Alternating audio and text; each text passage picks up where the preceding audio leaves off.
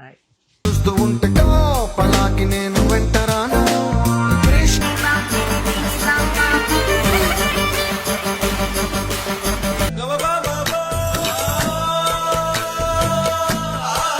So మీరు ఇంతకు ముందు ఫన్ బకెట్ అనే ఒక దానిలో చేసేవాళ్ళు, ఆ తర్వాత గందరగోళం అయింది కదా, దానివల్ల మీకు ఎఫెక్ట్ అయిందా?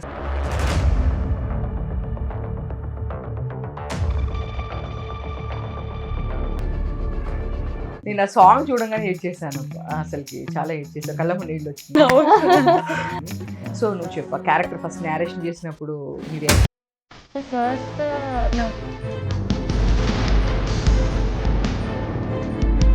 సో మీరు చెప్పండి, తన్నే ఎందుకు పర్టికులర్గా క్యారెక్టర్ తీసుకున్నాను రీజన్ రీజన్ ఏం లేదండి. అంటే ఏదో ఓజీకి పోటీకి వద్దాం అనుకున్నానని చెప్పేసి అన్నారు ప్రొడ్యూసర్ గారు. ఏంటి ఆ స్టోరీ? సడన్ గా ప్రొడ్యూసర్ గారు ఒకరోజు ఫోన్ చేసి, ఆర్యన్ మనం ఓజీకి పోటీగా వెళ్తున్నాము షూర్ అన్నారు. సార్ అన్నా నేను అసలు నాకు బడ్జెట్ తెలియదు తెలుసా ఈరోజు కూడా. ఓ బడ్జెట్ ఏంటి అదంతా ఇదంతా ఏం అడక్కు. అది డైలాగ్ కూడా ఉంటుంది కదా, నాకు కలర్ అంటే చాలా ఇష్టం. సో ఒకసారి చెప్పు ఆ డైలాగ్. అబ్బాయి సుందరం, నీ చొక్క చాలా బాగుంది, రాణి రంగు నాకు చాలా ఇష్టం. డైరెక్ట్ చేస్తారు, ఆల్రెడీ ఇక్కడే ఉన్నారు కదా. చెప్పండి. మామ నాకు కొత్త బండి బాపు, కొన్నాడు. మామ నాకు కొత్త బండ్లు కొన్నాడు, ఎట్లుంది? గా బండి కంటే నా బాటిలే బాగుంది. అంటే డైరెక్టర్ గారికి మా అమ్మాయి కావాలంటుంది, కాదు, ప్రొడ్యూసర్ గారు ఒప్పుకోలేదు. నో మీరు డిస్పాయింట్. రాంగ్ అయ్యేసే కదా. సో ఎందుకు క్యారెక్టర్ కి వరుణ్ సందేశ్ గారిని తీసుకోవాలనుకున్నారు? ఆ తర్వాత కొంతమంది హీరోల దగ్గరికి వెళ్ళాము, డైరెక్టర్ ఎలా చేస్తారు ఏంటో అని చెప్పి. అలా ప్రొడ్యూసర్ నమ్మారు నన్ను. మీరు నమ్మడానికి ఏమైందని కూడా నేను చెప్పాను వాళ్ళతో. అది చేంజ్ అయింది, ఇది చేంజ్ అయింది అంటుంటే నాకు నచ్చల. నువ్వు ఏదైతే అనుకున్నావు అది చేద్దాం మనము, వాళ్ళ గురించి వీళ్ళ గురించి మనం మార్చడం ఎందుకు.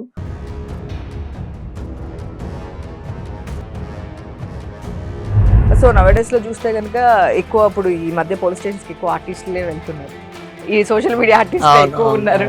సో కొన్ని రోజులు బాగానే ఉంటుంది, ఆ తర్వాత ట్రావెల్ అవుతున్నారు, ఆ తర్వాత వాట్ ఎవర్ వాళ్ళ మధ్య ఏం జరుగుతుందో తెలియదు, చాలా ఎఫెక్ట్ అవుతుంది. మీలాంటి డైరెక్టర్స్ అలాంటి సినిమా కూడా తీస్తే బాగుంటుంది. షూర్ అండి, చేద్దాం. కాకపోతే సొసైటీ ఎప్పుడైనా సరే నెగిటివ్ని ఎక్కువ ఇంట్రెస్ట్ చూపిస్తారు.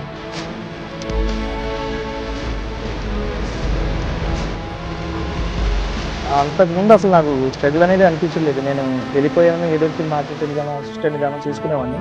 ఎప్పుడైతే డైరెక్టర్ అవ్వాలి అనుకున్నానో అప్పటి నుంచి నాకు స్టడీస్ సెట్ అయ్యేది. ఇంట్లో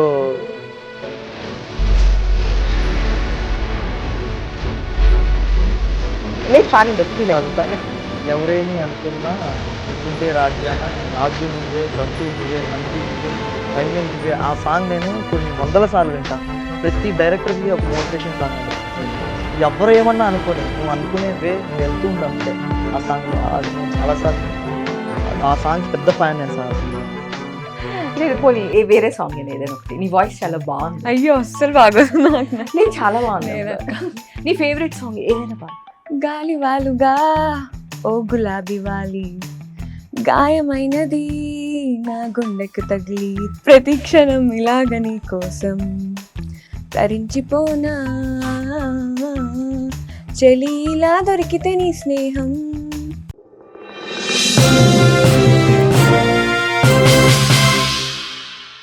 hi viewers, welcome to Andhra Prabha. నేను మీమా. కానిస్టేబుల్ అని ఒక డిఫరెంట్ స్టోరీతో మన ముందుకు వస్తున్నారు. ఆ టీం వాళ్ళు ఈరోజు మనతో పాటు ఉన్నారు, డైరెక్టర్ అండ్ నిత్యశ్రీ గారు. Hi sir. హాయ్ నిత్య. మీ పేరు నాకు ఎప్పుడు కన్ఫ్యూజన్ అండి, అర్యానా అయ్యానా ఆర్యన్, బట్ మిమ్మల్ని చూడంగా నాకు అయ్యాన్ అనే పేరే వస్తూ ఉంటుంది. సో కానిస్టేబుల్ ఆయన నాకేమనిపించింది అంటే, ఫస్ట్ ఇది చూడంగానే మీ ట్రైలర్స్ కానీ సాంగ్స్ కానీ అన్నీ చూసాను. నేను చూసిన తర్వాత ట్రెండ్కి తగినట్టు తీసినట్టు అనిపించింది. బేసిక్గా ఆడియన్స్ పల్స్ పట్టుకున్నారు, వీళ్ళన్నీ మలయాళం తమిళ్ అన్నీ చూస్తున్నారు కదా, తెలుగులో కూడా ఇలాంటిది రాకపోతే ఎట్లా అన్నట్లు అనిపించింది. సో ఇది అసలుకి ఈ మూవీదైనా సరే ఫస్ట్ మనం తీయాలి అంటే దానికి ఒక ఇన్స్పిరేషన్ ఉంటుంది. సో ఈ స్టోరీ ఇన్స్పిరేషన్ ఏంటి అనేది మీరు చెప్పండి. ఇన్స్పిరేషన్ అంటూ ఏం లేదండి. యాక్చువల్లీ కానిస్టేబుల్ ప్రతి సినిమాలో ఒక ఎస్ఐ ఇన్వెస్టిగేషన్ చేస్తారు, సిఐ ఇన్వెస్టిగేషన్ చేస్తారు. కానిస్టేబుల్కి ఉన్న పరిధిలో ఒక కానిస్టేబుల్ ఒక కేసుని ఇన్వెస్టిగేషన్ చేసి ఎలా ఛేదిస్తాడు అన్న పాయింట్తోనే నేను తీసుకున్నాను దీన్ని. ఇన్స్పిరేషన్ అలా ఏం లేదు. అలా ఏం లేదు. అంటే స్టోరీకి ఇది లేడీస్ మీద తీసుకున్నారు కాబట్టి అంటే లేడీస్ మీదనే కాదండి, జెంట్స్ బాయ్స్ ఇద్దరు ఉంటుంది. లేడీస్ మీద అంటూ ఏం కాదు, అందరికి ప్రతి ఒక్కరికి ఒక ఇంట్లో కానీ బయట కానీ ప్రతి చోట ఇది జరిగే పాయింట్ అండి.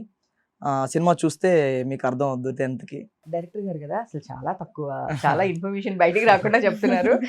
హీరో గారు ఇంకొంచెం మనకు కొంచెం ఇన్ఫర్మేషన్ అయినా ఇచ్చారు అట్లీస్ట్. సో నిత్యశ్రీని అడుగుదాము. సో దీనిలో వరుణ్ సందేశ్ గారు మేనకోడల క్యారెక్టర్ చాలా ఏడిపించేసావు నాకు దానిలోనే. నేను ఆ సాంగ్ చూడంగానే ఏడ్చేసాను, అసలుకి చాలా ఏడ్చేసావు, కళ్ళ ముందు నీళ్ళు వచ్చినాయి. సో నువ్వు చెప్పు, క్యారెక్టర్ ఫస్ట్ నేరేషన్ చేసినప్పుడు నీ రియాక్షన్ ఏంటి? సో ఫస్ట్ నాకు ఈ ఆపర్చునిటీ ఇచ్చింది వల్లి గారు అండ్ ప్రొడ్యూసర్ గారు. సో ఇది స్టోరీ చెప్పిన తర్వాత ఒక యూనిక్ క్యారెక్టర్ అని అనుకున్నా, ఒక మెయిన్ క్యారెక్టర్, ఒక కీ రోల్ ప్లే చేసే క్యారెక్టర్ కూడా. అండ్ సో ఈ క్యారెక్టర్ ఏంటంటే ఫస్ట్ హాఫ్ అంతా ఫుల్ జాలీగా, అంటే అల్లరిగా, ఇంట్లో మేనకోడలు ఎలా ఉంటుంది ఒక చెల్లిగా అలానే ఉంటాను. అండ్ మూవీ చూసే వాళ్ళకి ఎలా ఉంటుందంటే అబ్బా ఎంత నవ్వుతూ ఉండేది ఏంటి ఇలా అయిపోయిందనే బాధ వచ్చేస్తుంది. సో అలాంటి క్యారెక్టర్ నాది. త్రూఅవుట్ క్యారెక్టర్ ఫస్ట్ నీకు మీ పేరెంట్స్కి మీరిద్దరు కలిసి ఈ స్టోరీ విన్నారని చెప్పేసి చెప్పారు. సో నీ క్యారెక్టర్ అట్లా చెప్పినప్పుడు మీ ఇంట్లో వాళ్ళ రియాక్షన్ ఏంటి అసలుకి? హ్యాపీ ఫీల్ అయ్యారు, మంచి క్యారెక్టర్ వచ్చింది అని. అంతే. సో మీరు చెప్పండి, తన్నే ఎందుకు పర్టికులర్గా క్యారెక్టర్ తీసుకోవడానికి రీజన్ ఏంటి? రీజన్ అంటూ ఏం లేదండి, మేము ఆ ఏజ్ గ్రూప్ ఆర్టిస్టులని చూస్తూ ఉన్నాము. ఆ టైంలో వలి అని మా కెమెరామెన్ అండి, మా సినిమాటోగ్రాఫర్, ఆయన ఇలా నిత్యశ్రీ అని ఒక అమ్మాయి సోషల్ మీడియాలో ఫేమస్ అండి అని చెప్పి ప్రొడ్యూసర్ గారితో డిస్కస్ చేశారనమాట. డిస్కస్ చేస్తూ వాళ్ళు డిస్కస్ చేసుకుని ఒకసారి పిలిచారు ఆ అమ్మాయిని ఆఫీస్కి పిలిచి, ఈ అమ్మాయి హీరో మేనకోడలు క్యారెక్టర్గా అనుకుంటున్నాము, ఎలా ఉంటారో ఒకసారి చూడాలంటే అప్పుడు చూసి తను చేసిన కొన్ని వీడియోస్ అవి చూపించారు. షూర్ ఈ అమ్మాయి అయితే సెట్ అవుతుంది మన క్యారెక్టర్కి అని చెప్పి అప్పుడు ఆ అమ్మాయికి కథ చెప్పడం జరిగింది. సో తను ఆల్రెడీ మంచి యాక్ట్రెస్ కాబట్టి ఈజీ అయిందా ఏమన్నా? అది లేదండి, ఈజీ అయింది నాకు. ఏ ఆర్టిస్ట్తోనూ కూడా కష్టం అనిపించలేదు. నేను ఏది చెప్తే అది చాలా ఈజీగా చేశారు. ఈవెన్ మా ప్రొడ్యూసర్ కూడా మూవీలో యాక్ట్ చేశారు. ఆయన కూడా చాలా పెద్ద ఆర్టిస్ట్ లాగా, మెచ్యూర్ ఆర్టిస్ట్ లాగా, అసలు నాకు ఇక్కడ కొత్తగా అనిపించలేదు. చాలా బాగా. మాకు ఈ విషయం తెలియదు, ఇన్ని ఈవెంట్స్ నుంచి మేము ప్రతి ఈవెంట్ కి కవర్ చేస్తాం, ట్రైలర్ లో కూడా ఉన్నారు కదా. బట్ కానీ నేను ఎందుకని మిస్ అయ్యాను, అబ్జర్వ్ చేయలేదు. అసలు హీరోయిన్ ఇంట్రొడక్షన్ చేసేదే ఆయన కదా ట్రైలర్ లో. నేను ట్రైలర్ చూసాను, చంద్రబోస్ గారి సాంగ్ చూసాను, అన్ని చూసాను. అంటే ఆయన ఇప్పుడు మీకు ఇంటర్వ్యూ కనిపించడం సినిమాలో కనిపించడం డిఫరెంట్ ఉంది, దాంట్లో కంప్లీట్ చేంజ్. మేబీ అదే అయి ఉంటుందండి, కంప్లీట్ చేంజ్ వల్ల అయి ఉంటుంది, నేను ఐడెంటిఫై చేయలేదు. దాంట్లో ఎస్ఐ క్యారెక్టర్ చేశారు. ఓకే, ఇక్కడ తెలంగాణ రెబల్ లా ఉంటారు మీకు. అంటే ఆయన ప్రాపర్ తెలంగాణ కాబట్టి.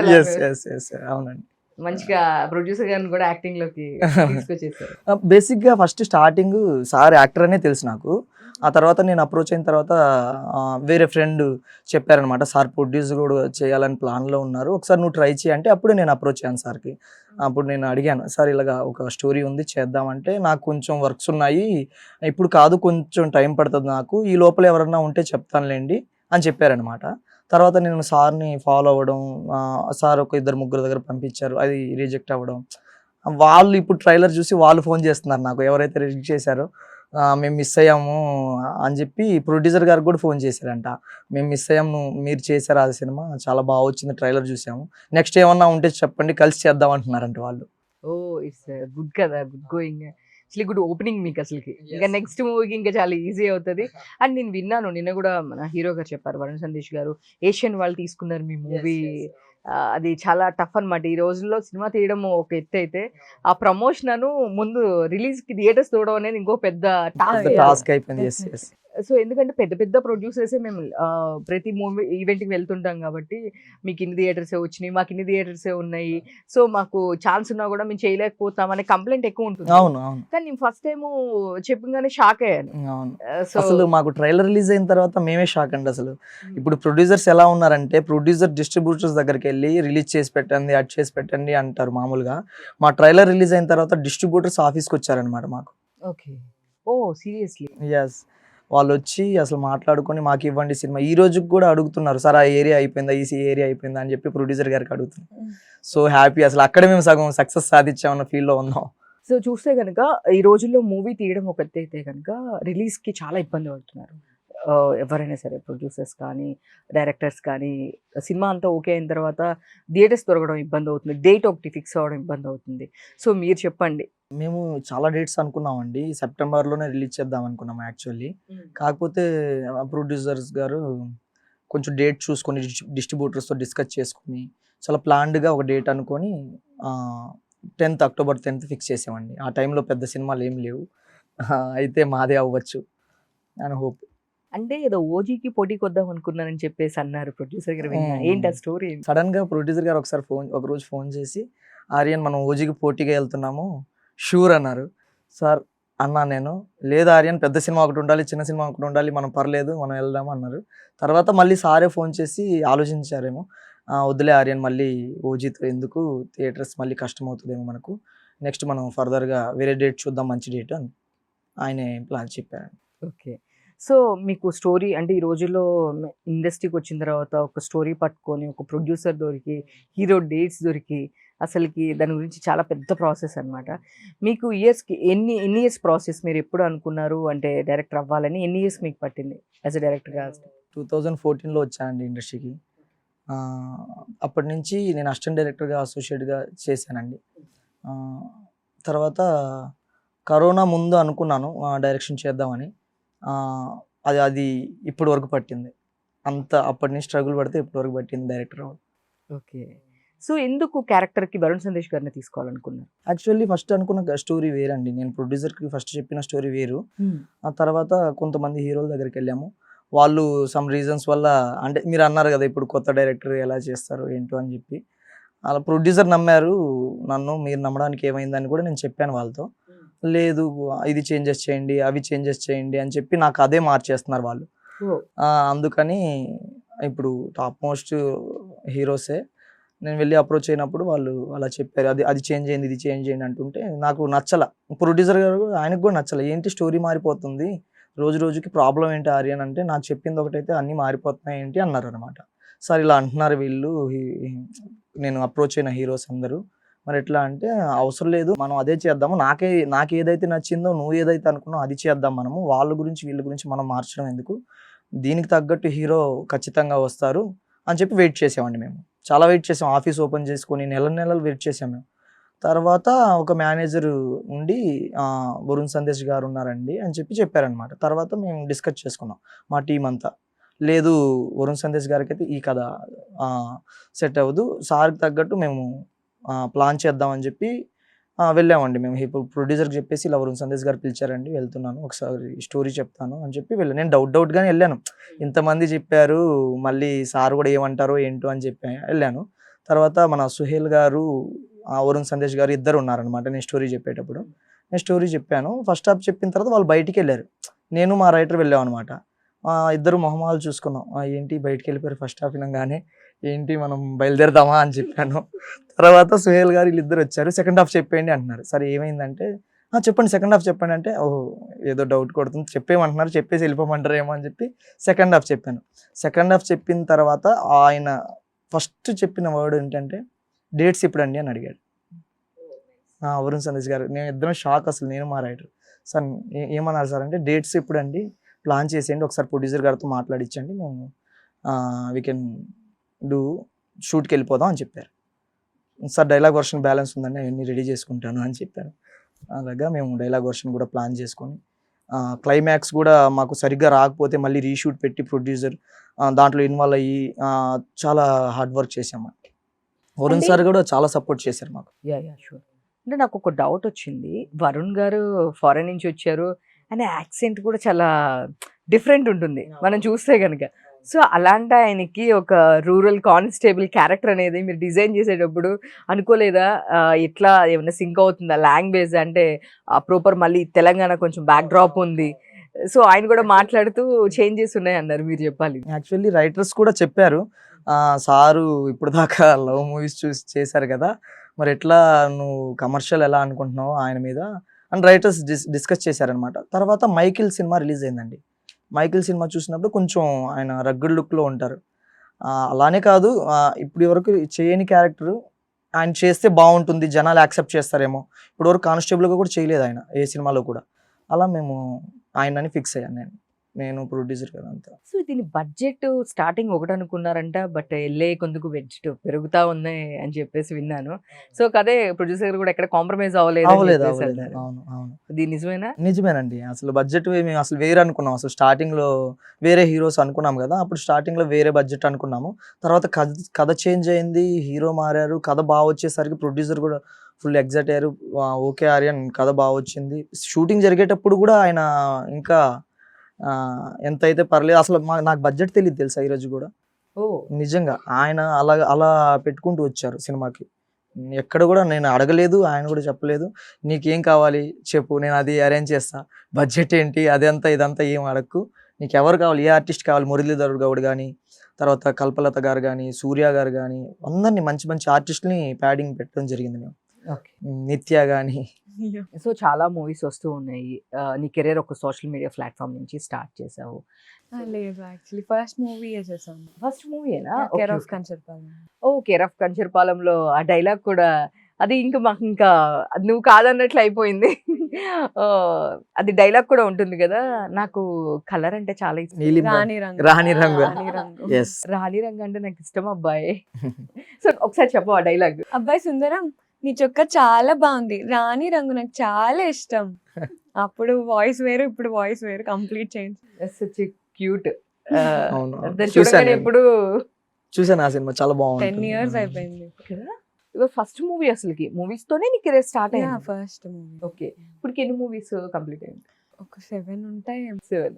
ఓకే, బట్ అంటే ఎక్కువ మేము సోషల్ మీడియాలో చూడడము దీనివల్ల సోషల్ మీడియా అలవాటు అయిపోయింది. అంటే జనరల్ ఇప్పుడు అందరం దాని మీదకి ఎక్కువ ఉంటున్నాం కాబట్టి రీల్స్ అని ఇవన్నీ కంటెంట్ అని. సో నువ్వు వెరీ యాక్టివ్ సో దాంట్లో. అవునవును. సో దానివల్ల ఇంకా తన నిత్యశ్రీ అనగానే సోషల్ మీడియాలో చేసింది కదా తిన. బట్ కంచరపాలెంలో అసలు అది చాలా మంచి క్యారెక్టర్. ఆ స్మైల్ కానీ ఆ ఇన్నోసెన్స్ కానీ అలా ఉంటుంది. యాక్చువల్గా తిననే విషయం కూడా మర్చిపోతాం ఒక్కసారి అసలు. అంటే చాలా ఇయర్స్ అవడం వల్ల ఇప్పుడు కూడా తను మామూలుగా తెలుసు, బట్ ఇది తనే అనే విషయం తను చెప్తే కానీ స్ట్రైక్ అవ్వలేదు. అదే కదా, 2 జడలు వేసుకొని అలా చక్కగా చూసాను. స్కూల్ డ్రెస్ లో అది లంగా జాకెట్. స్కూల్ డ్రెస్ అది white blue, white and blue. అబ్బాయి ఏదో ఫాలో షార్ట్ వేసుకుంటాడు, వైట్ షర్ట్ అని, అబ్బాయి ఏమో బ్లూ కలర్ షార్ట్ అనమాట. అప్పుడు చిన్న లాగులు ఉండే కదా లైక్ అట్లనే. బట్ అది కూడా చాలా మంచి నేమ్ వచ్చింది దానికి కూడా నాకు తెలిసి. సో దాని తర్వాత అసలుకి ఎట్లా ప్రాజెక్ట్ సెలెక్ట్ చేసుకుంటున్నావు? అంటే అసలు ఇండస్ట్రీకి రావాలనేది నీ రోలా లేదంటే మీ ఫాదర్ వాళ్ళ ఇదే? సో మూవీస్ మీద ఇంట్రెస్ట్ బాగా ఉండేది. అండ్ వైజాగ్లో ఉన్నప్పుడు తెలిసిన వాళ్ళ ద్వారా ఒక ఆపర్చునిటీ వచ్చింది. సో ఇంట్రెస్ట్ ఉంది కదా అని నన్ను అడిగారు, చేస్తావా అంటే నేను అప్పుడు చిన్నపిల్లని, నాకేం తెలియదు, నేను చేసేస్తాను అని అన్నాను. అలా షూట్ అయిపోయింది. షూట్ అయిపోయిన 2 years తర్వాత రిలీజ్ అయింది అనమాట మూవీ. ఓకే. సో దాని తర్వాత కేర్ ఆఫ్ కంచర్పాలెం వల్ల చాలా ఆపర్చునిటీస్ వచ్చాయి, బట్ అవి చేయలేదు. బికాజ్ 2 years అయిపోయిందని చెప్పాను కదా, నేను కొంచెం గ్రో అయిపోయాను అనమాట. డైరెక్టర్స్కి అందరికీ ఆ చిన్న పాపే కావాలి అన్నారు. సో అలా చాలా మూవీస్ పోయాయి. అండ్ తర్వాత వివాహ భోజనంబు ఆపర్చునిటీ వచ్చింది. అండ్ ఆ వివాహ భోజనంబు చేసేటప్పుడు మేము వైజాగ్ నుంచి హైదరాబాద్ వచ్చేసాం. సో అలా ఆడిషన్స్కి వెళ్ళడం వల్ల కొన్ని మంచి మంచి క్యారెక్టర్స్ చేశాను. Okay, good. సో మీరు ఇంతకు ముందు ఫన్ బకెట్ అనే ఒక దానిలో చేసేవాళ్ళు. ఆ తర్వాత చాలా దాని ఇష్యూ అయ్యి తను జైల్లో ఉండడము. కాకపోతే వేరే పర్సన్స్ అయితే చాలా మంది సోషల్ మీడియాలో మీ పిక్చర్స్ పెట్టడం ఇట్లా అంతా చాలా గందరగోళం అయింది కదా. దానివల్ల మీకు ఎఫెక్ట్ అయింది అసలు? మీరు చెప్పండి. నేను పట్టించుకోలేదండి, బికాస్ నాకు I'm not at all involved కదా, నాకు దానికి సంబంధమే లేదు. సో నేను పట్టించుకోలేదు అంతే.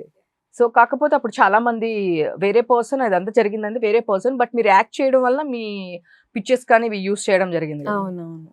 దానివల్ల అప్పుడు కొంచెం ఇబ్బంది పడి ఉంటారు కొంచెం పేరెంట్స్ అదంతా, బట్ పట్టించుకోలేదు. సో సోషల్ మీడియా అనగానే ఎవరున్నారా అంటే ఆ విషయంలో సంబంధం ఉందా లేదా అనేది ఎవరు చూడరు. వీళ్ళు ఇంతకు ముందు వాళ్ళతో కనిపించారా లేదా అనేది మాత్రమే ఇదనమాట. వాళ్ళ పిక్చర్స్ కూడా ఎస్పెషల్లీ ఎవరికైనా సరే ఆర్టిస్ట్ అనే పార్టీకి ఒక ఎఫెక్ట్ అవుతూ ఉంటుంది. సో నవడేస్ లో చూస్తే కనుక ఎక్కువ అప్పుడు ఈ మధ్య పోలీస్ స్టేషన్స్కి ఎక్కువ ఆర్టిస్టులే వెళ్తున్నారు. ఈ సోషల్ మీడియా ఆర్టిస్ట్ అవును, ఎక్కువ అవును, ఉన్నారు. అవును. సో కొన్ని రోజులు బానే ఉంటుంది, ఆ తర్వాత ట్రావెల్ అవుతున్నారు, ఆ తర్వాత వాట్ ఎవర్ వాళ్ళ మధ్య ఏం జరుగుతుందో తెలియదు. సో షణ్ముఖ్ జశ్వంత్ అయినా ఎవరైనా సరే ఇలాంటి చిన్న చిన్న వాటి వల్ల వాళ్ళ కెరియర్ మీద చాలా ఎఫెక్ట్ అవుతుంది. మీలాంటి డైరెక్టర్స్ అలాంటి సినిమా కూడా తీస్తే బాగుంటుంది. షూర్ అండి, చేద్దాం. కాకపోతే సొసైటీ ఎప్పుడైనా సరే నెగిటివ్ని ఎక్కువగా ఇంట్రెస్ట్ చూపిస్తారండి. పాజిటివ్ మీరు ఎంత పాజిటివ్ చేసినా ఒక నెగిటివ్ పడిందంటే మొత్తం ఇంకా నెగిటివ్ మీద పడిపోతారు ఇంకా. అలాగా మొత్తం ఎంత ఒక వైట్ పేపర్ ఉన్నా ఆ వైట్ పేపర్ కనిపించదు, కనిపిదు. దాని మీద ఉన్న ఒక డాట్ మాత్రమే కనిపిస్తుంది అని yes. సమ్ ఎగ్జాంపుల్ గా. సొసైటీ అలాగే ఉంది ఇప్పుడు ప్రెసెంట్. సో మీరు చూస్తే కనుక దీంట్లో ఏమైనా, నేను చూసాను లాస్ట్ లో ఫైటింగ్ సీక్వెన్సెస్ కానీ ఇవి అంత సంచులాగా పెట్టేసుకొని ఇవన్నీ చాలా చాలా డిఫరెంట్ ఐడియాస్ ఉన్నాయి. ఇవన్నీ మీవేనా, ఏమైనా ఇన్స్పిరేషన్, మీరు కూడా వేరే ఇన్స్పిరేషన్ ఏమైనా తీసుకున్నారా? లేదండి, స్టార్టింగ్ నుంచి మేము ప్లాన్ చేసుకున్నాము. రైటర్స్ మేము ప్లాన్ చేసుకుని డిస్కస్ చేసుకుంటూ ప్రొడ్యూసర్ మేమంతా, నేను ఒక సీన్ అనుకుంటే నాకు బాగుందిలే అనుకోని నేను మా అసిస్టెంట్ డైరెక్టర్స్తో డిస్కస్ చేసి, రైటర్స్తో డిస్కస్ చేసి ఈ సీన్ ఎలా ఉంది అని అడిగి, వాళ్ళు కూడా నేను అన్నానని చెప్పేసి బాగుందని చెప్పేస్తారు కదా. అలా కాకుండా నేను ప్రొడ్యూసర్ రూమ్లోకి వెళ్ళి మళ్ళీ సార్ ఈ సీన్ ఎలా ఉంది ఏంటి అంటే, ఇది బాగుంది కొంచెం చేంజ్ చేసుకుందాం, అలా చేంజెస్ చేసుకుంటూ ఈ మాస్క్ ఏదైతే ఉందో మెయిన్గా బ్లాక్ మాస్క్ ఉంది కదా, అది కథకు సంబంధించింది. స్టార్టింగ్ నుంచి మేము అనుకున్న పాయింటే. ఈ ఫైట్ సీక్వెన్స్లో ఏదైతే మాస్కస్ ఉన్నా అది ఫైట్ సీక్వెన్స్ వల్ల పెట్టడం జరిగింది కథకు ఆధారంగా. ఓకే, అంటే యాజ్ ఒక జనరల్ ఆడియన్గా మేము చాలా మూవీస్ చూస్తాం కాబట్టి నాకు మీది యూనిక్గా అనిపించింది. బట్ నాకు కొంచెం మంగళవారం సినిమా చూస్తే కనుక సేమ్ దానిలో కూడా ఒక మాస్క్ క్యారీ అవుతూ వస్తుంది, మీరు చూసే ఉండుంటారు ఐ థింక్, నాకు తెలిసి. సో ఏమన్నా రిఫరెన్స్ ఉందా అంటే, దానిలో కూడా సేమ్ ఇట్లానే హత్యలు జరుగుతూ ఉంటాయి అండ్ దానిలో కూడా ఒక మాస్క్ అనేది ఉంటుంది. సో ఏమన్నా దీనికి అసలు మ్యాచ్ లేదండి. మీరు October 10th కానీ సినిమా చూస్తే మీకు అప్పుడు అర్థం అవుద్ది, అది వేరు కంప్లీట్గా, ఇది కానిస్టేబుల్ వేరు అని. డిఫరెంట్ అంటారు అంటే జస్ట్ ఒక జనరల్ ఆడియన్ గా దానిలో కూడా మేము చూసాం అవునవును కాబట్టి అనిపించవచ్చు అండి. యా, ఎందుకంటే అది కూడా థ్రిల్లరే కదా. అవును సో మన ఎలిమెంట్ కూడా థ్రిల్లర్. అవును, అసలు థ్రిల్లర్ అంటే బేసిక్గా ఏంటంటే అండి, చచ్చిపోవడం చంపడాలు ఇవే ఉంటాయి. మీరు ఏ థ్రిల్లర్ తీసుకున్నా సరే చచ్చిపోవడం చంపడాలు ఉంటాయి. మీరు అలాగ అనుకుంటే ఫస్ట్ మూవీ అవే కళ్ళు, దాంట్లో కూడా చంపడాలు ఏందండి, అక్కడ చంపడాలు ఉన్నాయి ఇక్కడ చంపడాలు ఉన్నాయి, రెండు ఒకటేనా అంటే అది వేరు కంప్లీట్, ఇది వేరండి. మంగళవారం వేరు, ఇది వేరు. సో మీది డిఫరెన్స్. మాది అసలు దానికి దీనికి సింకే ఉండదు అసలు. ఓకే, సో మీరు ఇండస్ట్రీకి వచ్చినప్పుడు ఇట్లా నేను సినిమా తీద్దాం అనుకుంటున్నా, ఇట్లా నాకు ఆపర్చునిటీ కావాలి, ఇలా వెళ్తున్నప్పుడు మీ స్ట్రగుల్స్ అంటే ఎందుకు వచ్చాము ఇలాంటి ఏమన్నా ఫేస్ చేశారు? యా షూర్ అండి, చాలా ఫేస్ చేశాను నేనైతే. అందరూ చెప్పేదే అండి కామన్గా, ఇండస్ట్రీ సినిమాలో అవకాశాలు లేక. అంటే నేను డైరెక్షన్ డిపార్ట్మెంట్లో ఉన్నప్పుడు నేను ఎప్పుడు స్ట్రగుల్ పడలేదండి. డైరెక్టర్ అవ్వాలని ఎప్పుడైతే అనుకున్నానో అప్పుడే స్ట్రగుల్స్ పడ్డా. అంతకుముందు అసలు నాకు స్ట్రగుల్ అనేది అనిపించలేదు. నేను వెళ్ళిపోయాను, ఏదో ఒక సినిమా అసిస్టెంట్ గానో చేసుకునేవాడిని. ఎప్పుడైతే డైరెక్టర్ అవ్వాలి అనుకున్నానో అప్పటి నుంచి నాకు స్ట్రగుల్స్ ఎక్కువైపోయాయి. ఇంట్లో సపోర్ట్ ఉండేది కానీ వాళ్ళు కూడా ఎందుకురా అంత స్ట్రగుల్ పడతావు, అవసరమా, మనకు బిజినెస్ ఉంది కదా, ఇక్కడ వచ్చేసి ఇక్కడ చూసుకుందాము అని చెప్పి వాళ్ళు కూడా ఇది చేసేవారు. కాకపోతే బట్ మా మదర్ మా ఫాదర్ బాగా ఎంకరేజ్ చేసేవారు. ఎవ్వరు ఏమన్నా అన్ని నువ్వు సక్సెస్ అవుతావు అని చెప్పి అంత సపోర్ట్ చేసేవాళ్ళు ముందు. తర్వాత ప్రొడ్యూసర్స్ దేవుళ్ళు నాకు నిజంగా. ఇండస్ట్రీలో మాత్రం ప్రొడ్యూసర్సే దేవుళ్ళు. వాళ్ళు లేకపోతే నేను లేని ఈరోజు. వాళ్ళు నన్ను నమ్మి ఒక సినిమా ఇచ్చారంటే నేను దాన్ని నిలబెట్టుకోవాలి. ఆబ్వియస్లీ నేను నిలబెట్టుకున్నాను ఈ సినిమా ద్వారా. October 10th మీరు అందరు చూసి చెప్తారు. సో దీంట్లో చూస్తే కనుక ఆస్కార్ అవార్డు విన్నర్ చంద్రబోస్ గారు సాంగ్ పాడారు. అసలుకి పెద్ద సినిమాలకు కూడా అవ్వలేదండి, మీరు ఎలా తీసుకొచ్చారు? నేను ఇదే క్వశ్చన్ కూడా నేను అడిగాను. ఎస్పెషల్లీ ఆ సాంగ్ మాకు చూపించారు కదా, ఆ సాంగ్ చూసాము. సో తన ఆ సాంగ్లో మేము అసలు చూడలేకపోయాము. అది చూడంగానే నాకు కళ్ళలో వాటర్ వచ్చేసినాయి. ఎస్పెషల్లీ చంద్రబోస్ గారు దాన్ని పాడటం అనేది చాలా పెద్ద టఫ్ జాబ్. ఎలా తీసుకొచ్చారో మీరు చెప్పారు, అసలు ఎట్లా ఒప్పించారు? మ్యూజిక్ డైరెక్టర్ గారు మేము ఇద్దరం ఒక సాడ్ సాంగ్ ఉంది, ఇలా హీరో మేనకోడలు ఇదవుతారు, మనం దాని మీద సాంగ్ చేద్దామని చెప్పి కూర్చునే వాళ్ళం. అప్పుడు ప్రొడ్యూసర్ బిజీగా ఉండేవారు అనమాట ఆయన వర్క్లో. మేము ఒక ట్యూన్ 2 ట్యూన్స్ అలా చేసి ఆయనకు కూడా వినిపించి, మాకు ఒక 10 ట్యూన్స్ చేసుకుంటే ఒకటి బాగా వచ్చేది. ఇది బాగుంది ఒకసారి చూడండి సార్ అంటే ఆయనకు మళ్ళీ ఇంకొంచెం చేద్దాం అన్నట్టు అలాగా మేము ఒక 15 వర్షన్స్ చేస్తుంటామండి. అసలు సుభాష్ ఆనంద్ గారు కూడా ఎక్కడ అసలు చిరాకు పడతారు కదా, ఏంటి ఇన్ని చేంజెస్ అంటారు కదా, అసలు ఎక్కడ కూడా సార్ మీరు ఏమైనా చిరాకు పడుతున్నారా అంటే, లేదండి ఎందుకు చిరాకు పడతాను, సినిమా కోసమే కదా, ఆ సాంగ్ బాగా వస్తే నాకే పేరు వస్తుంది కదా అని ఆయన చాలా పాపం చాలా వర్షన్స్ చేసి ఫైనల్లీ ఆ ట్యూన్ తీసుకొని సార్ ఈ ట్యూన్కి ఎవరు బాగుంటారు అంటే ఫస్ట్ ఆయన అన్నమాట చంద్రబోస్ ఆయనే అన్నారు, మ్యూజిక్ డైరెక్టర్ అన్నారు. ఆ విషయం ప్రొడ్యూసర్ గారికి ఫోన్ చేసి చెప్పాము.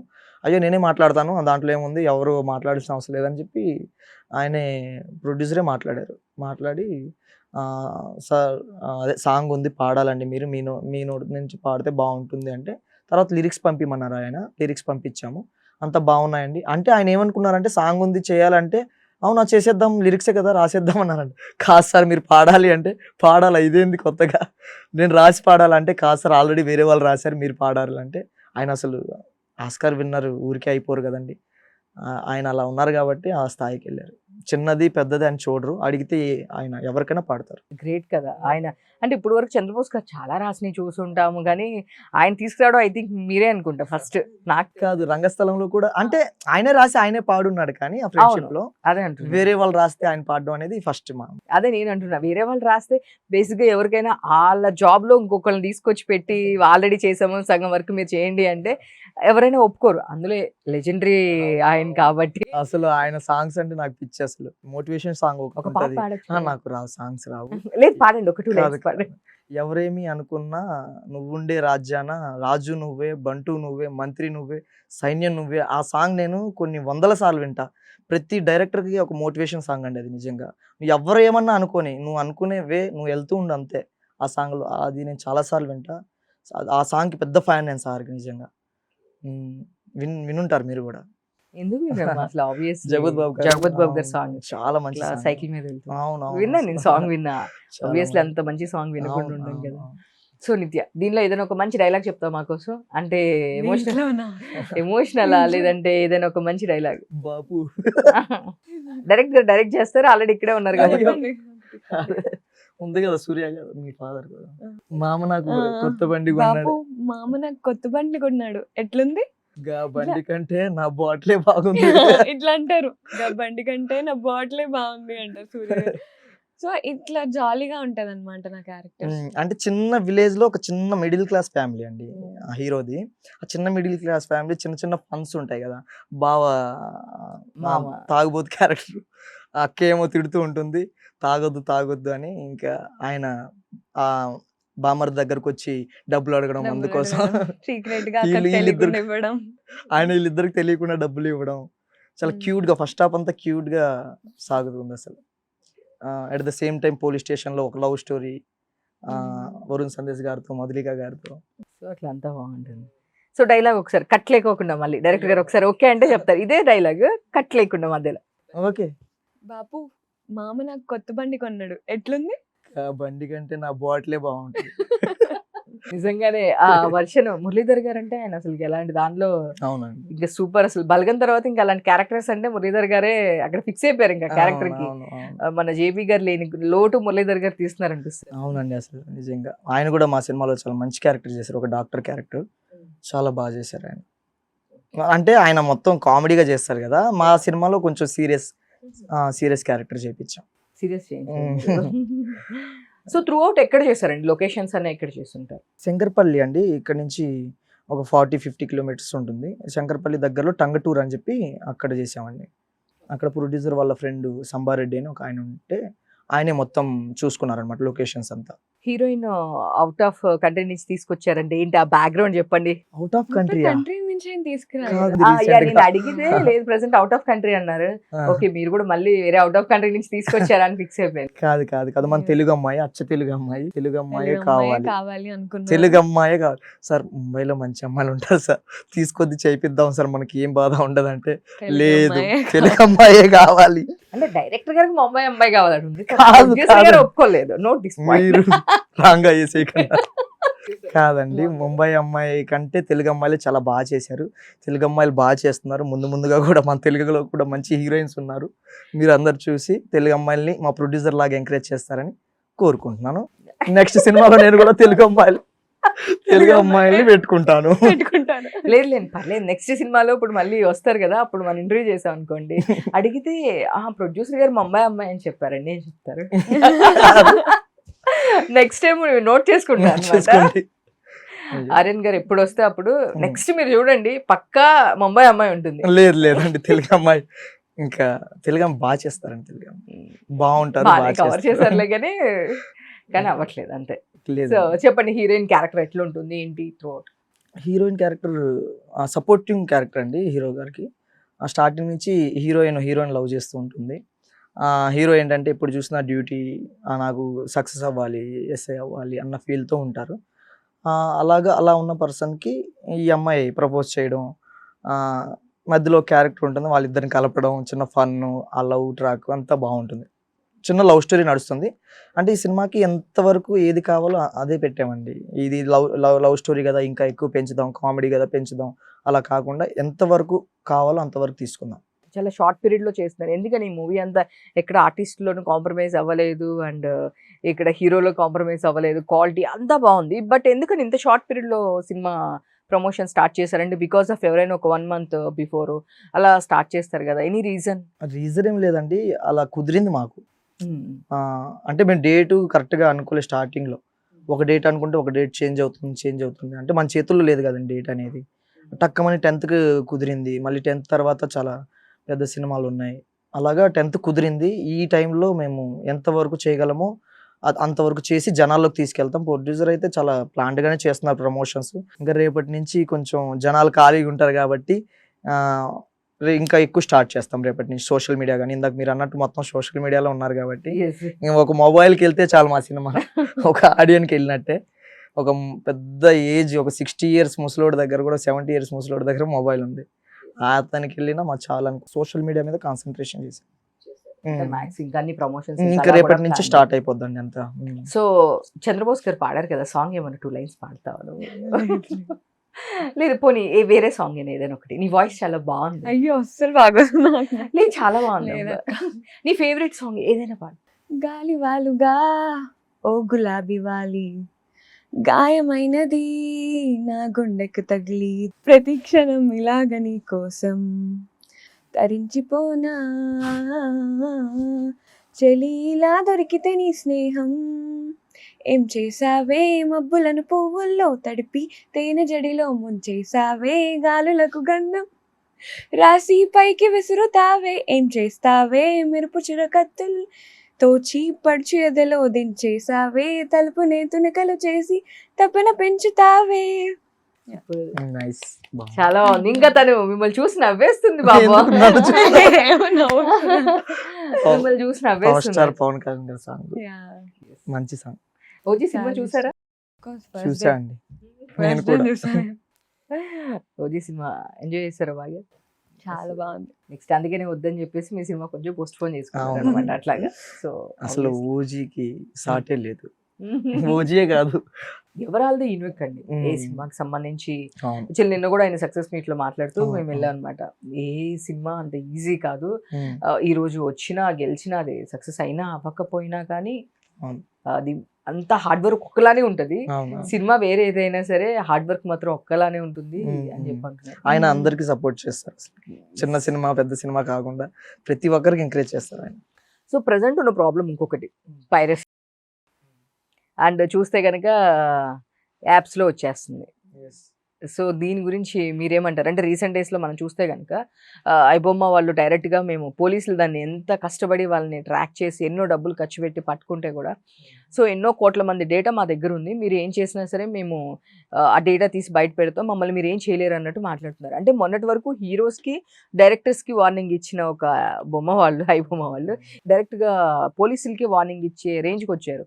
సో ఇప్పటికే దిల్రాజు లాంటి పెద్ద పెద్ద ప్రొడ్యూసర్స్ అందరూ వెళ్ళి మా సినిమాలు ఇట్లా వచ్చేస్తున్నాయి, మాకు ఇబ్బంది అవుతుంది, 200 కోసం మీరు ఇది చేయొద్దు, మీ చూసే టైంలో మీ డేటా మొత్తం తీసేసుకుంటారని ఇంతకు ముందు కూడా మాట్లాడారు. బట్ అది అప్పుడు అంత ఎవరు పట్టించుకోలేదు. బట్ ఈరోజు వాళ్ళు డైరెక్ట్గా వార్నింగ్ ఇచ్చే స్టేజ్కి వచ్చారు. యాజ్ ఏ డైరెక్టర్గా మీరు ఏమనుకుంటారు, దీన్ని ఎలా మనము కిల్ చేయొచ్చు అనుకుంటున్నారు? మన చేతుల్లో ఏముంటుందండి, వాళ్ళు ఇంకా వాళ్ళే తెలుసుకోవాలండి. ఎవరైనా సరే మనం చేస్తుంది తప్పు అని తెలిసి కూడా చేస్తే వాళ్ళని ఏమంటాం ఇంకా మనం. మేము సినిమా ఇంత కష్టపడి ఇంత ఇన్ని రోజులు వెయిట్ చేసి ఇంత స్ట్రగుల్స్ పడి ఒక సినిమా చేస్తున్నాము, వచ్చి ఒక ఫ్రైడే మా జాతకం అంతా బయటపడిపోతుంది.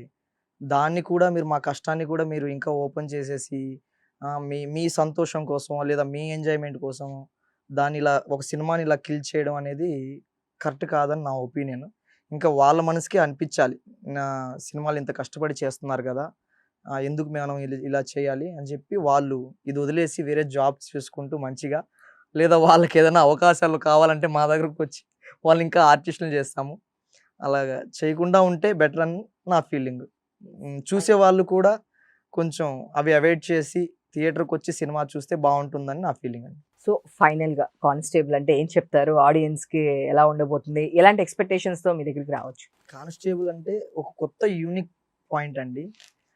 ప్రతి ఒక్కరి లైఫ్లో అంటే ఒక అవమానం గురించి ఈ మూవీ అన్నమాట.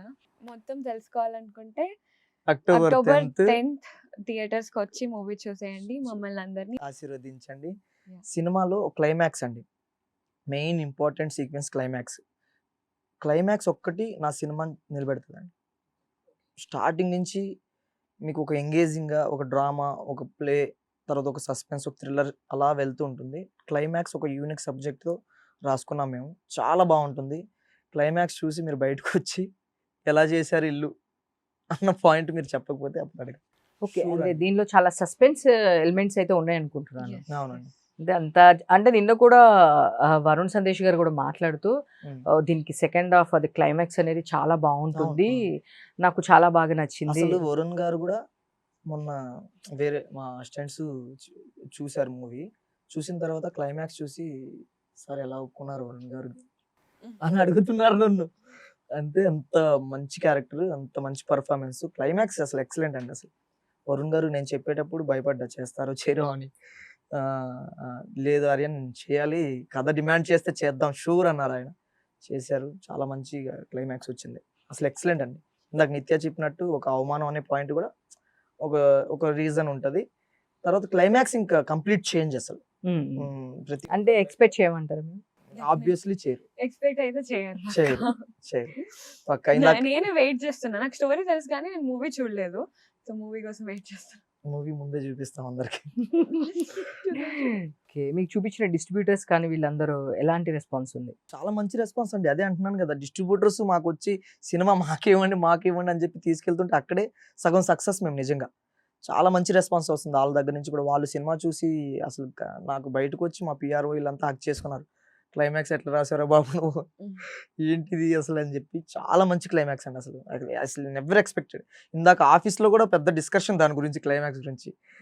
ఇదే కదా అంటే ఇదే అన్నాం మేము. అసలు అది కాదని వాళ్ళకి తెలీదు. ఒక 10 మంది ఉంటే 10 చెప్పారండి ఇదే అని, అందులో ఒక్కటి కూడా నిజం కాదు. 10 మంది జడ్జ్ చేశారు. డైరెక్టర్స్ ఒక 3 ఉన్నారు, ప్రొడ్యూసర్స్ ఒక 3 ఉన్నారు, డిస్ట్రిబ్యూటర్స్ ఉన్నారు, వాళ్ళు కూడా జడ్జ్ చేయలేకపోయారు. మీరు కూడా మాకు చాలా ప్రేక్షకులకి మాకు చాలా క్యూరియాసిటీ పెంచేస్తున్నారు. అండ్ నేను వరుణ్ గారు వచ్చినప్పుడు కూడా అలానే చెప్పారు, లేదండి చాలా యూనిక్. నేను ఒకటే అడిగాను, కొత్త డైరెక్టర్ ఇప్పుడు ఎవరైనా ఒక ఆపర్చునిటీ ఇవ్వాలంటే వాళ్ళు ఎన్ని హిట్లు తీశారు, ఎంత వాళ్ళకి మార్కెట్ ఉందనే చూసి తీసుకుంటున్నారు ఏ హీరో అయినా, మీరు ఎలా తీసుకున్నారు తన్ని అని అడిగినప్పుడు కూడా తను ఇదే చెప్పారు, స్టోరీ మాత్రం చాలా బాగుంది. మేడం కొత్త డైరెక్టర్ అంటే నేను పాత పడాలంటే ఫస్ట్ ఒక అవకాశం ఇవ్వాలి కదండి ఎవరైనా సరే. నేను ఇంత స్ట్రగుల్ పడి ఎందుకు రాసుకుంటాను, ఫ్లాప్ చేయడానికైతే రాసుకోను కదా. డెఫినెట్లీ నేను ఆ ఎఫెక్ట్ మొత్తం కథ మీదే పెడతా. అందుకు ఆ ఉద్దేశంతో, ఆ నమ్మకంతో కథ రాసుకున్నా. నేను బేసిక్గా రైటర్ కాబట్టి ఆ కథ అంత బాగా రాసుకొని, క్లైమాక్స్ అంత బాగా రాసుకొని, దాంట్లో మళ్ళీ చేంజెస్ చేసుకొని, ఒకరికి ఇద్దరు అడుగుతూ చాలా డిసప్పాయింట్ చేశారు నాకు ఫస్ట్ కథలో అయితే చాలామంది. ఎందుకబ్బా ఇలాంటి స్టోరీలు ఊరికే తీస్తారు ఎందుకు అన్నట్టు డిసప్పాయింట్ చేశారు. కానీ వాళ్ళు ఈరోజు సినిమా చూసి, మొన్న షో వేసాం వాళ్ళకి, కావాలని వేసాం మేము, వాళ్ళు సినిమా చూసి బయటకు వచ్చి కొట్టేసేవారు ఆర్యన్ అన్నారు, నెక్స్ట్ నీకు పెద్ద పెద్ద ఆఫర్స్ వస్తాయి చూడు అన్నారు వాళ్ళు. డిసప్పాయింట్ చేసిన వాళ్ళు ఎవరైతే డిసప్పాయింట్ చేశారో వాళ్ళు నా దగ్గర పనిచేశారు నా సినిమాకి. అంత బాగా వచ్చింది. నేను ఫుల్ కాన్ఫిడెన్స్ అండి సినిమా మీద అయితే, షూర్ నేనైతే కొడుతున్నా. అది ఆడియన్స్ చెప్తారు, నా చేతుల్లో లేదు. నా వరకు నేను కూడా థ్రిల్లర్స్ ఎక్కువ లవ్ చేస్తాను కాబట్టి నా సినిమా నేను ఇప్పటికి ఒక 20 సార్లు చూసుంటా, చూసిన ప్రతిసారి కొత్తగానే అనిపించింది నాకు. అంటే ఫస్ట్ కాపీ వచ్చిన తర్వాత స్టార్టింగ్ నుంచి అయితే ఒక 50 సార్లు చూసేసింది, ఎడిటింగ్లో కానీ డిఏలో కానీ ప్రతి దగ్గర నేను చూసుకోవాలి కదా అభ్యూ. అలాగా ప్రతిసారి కొత్తగా అనిపిస్తుంది నాకు. నిత్య క్యారెక్టర్ కూడా ఎక్సలెంట్ ఉంటుంది దాంట్లో, చాలా క్యూట్గా అలా క్యూట్గా తీసుకొచ్చి సడన్గా అమ్మాయి. అవునవును, నేను చూసాను. అసలుకి మేమే చెప్పాను కదా, సాంగ్ చూసేసి ఏడ్ చేశాను నేను. నిత్య మర్డర్ వరకు ఒకలా ఉంటుంది కదా, అక్కడి నుంచి వేరేలా ఉంటుందండి. కంప్లీట్ చేంజ్ అసలు కదా. నిత్య మర్డర్ నుంచే ఇంకా కథ స్టార్ట్ అవుతుంది మాది ఒక రేంజ్లో. అప్పటి వరకు హై ఇంకా హైకి వెళ్ళిపోతుంది. అసలు ఇంటర్వల్ బ్యాంక్ నుంచి మీరు అసలు ఎక్స్పెక్ట్ చేయరండి. మీరు ఇన్నిసార్లు చెప్తుంటే నేను ఇంకా ఫస్ట్ డే నిజంగా, వెళ్ళిపోవాలి నిజంగా. అనుకుంటున్నాం మేము కూడా. సో సీరియస్లీ మీరు ఇంతకు ముందు రైటర్ గా అసోసియేట్ గా వర్క్ చేశారన్నారు కదా, ఏ మూవీస్ చేశారు? ఎన్ని movies? చేసాం నేను పేర్లు అద్దా వద్దు.